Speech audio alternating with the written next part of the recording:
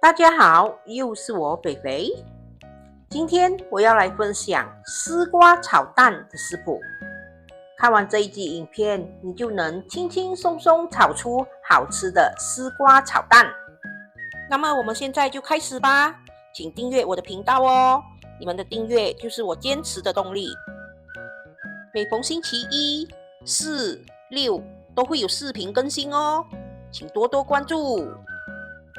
一開始我們先來準備食材。我們把絲瓜去了皮後，我們用滾刀切法把絲瓜切成一塊一塊的。紅蘿蔔我們把它削了皮過後，把它切成一片一片就可以了。如果你們還要再美一點的話，你們把它切成花的形狀哦。蒜米紅蔥就像平時炒菜一樣，把它剁碎就可以了。黑木耳我們把它蒸軟後洗乾淨，再把那些硬硬的頭去掉就可以了。現在我們來看一下絲瓜炒蛋所需要的材料。絲瓜200克，黑木耳50克，紅蘿蔔30克，蒜米紅蔥30克，雞蛋1粒，雞精粉1茶匙半，清水250 ml。首先我們在鍋裡放了油，然後把一半的蒜米紅蔥倒下去爆香。當蒜米紅蔥炒到有香氣過後，我們就可以把蒜米推去一邊，然後把蛋打下去，把它炒散。當我們的雞蛋炒到有香氣過後，我們就可以把絲瓜倒下去。我們可以稍微的把火開大一點點，我們把絲瓜炒到有一點過氣，把蛋炒到有香氣，我們就可以把它們撈起放一旁備用。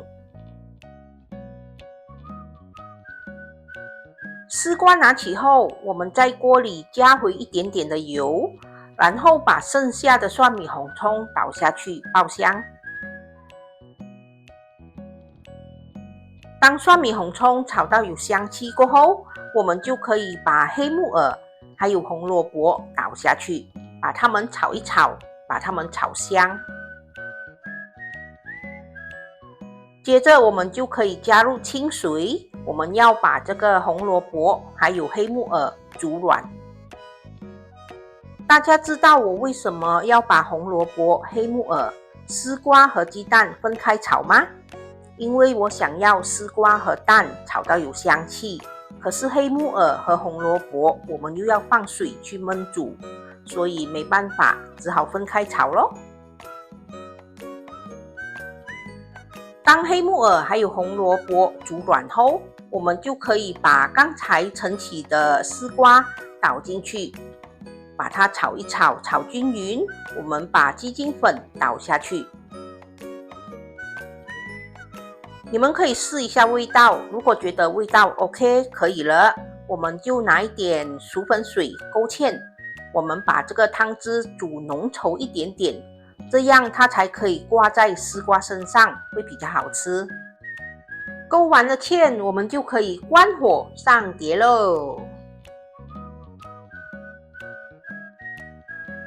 又來到了溫馨提示小課室。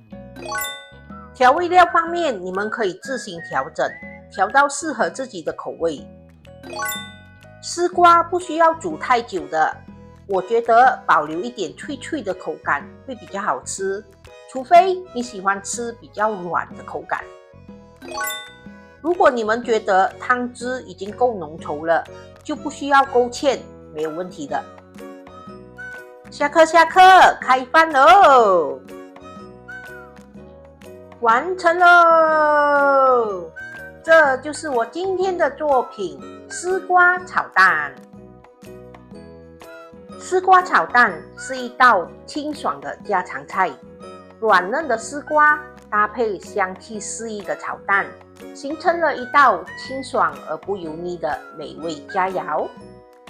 食材簡單，做法容易，營養卻非常的豐富，非常適合搭配一碗白飯一起享用哦。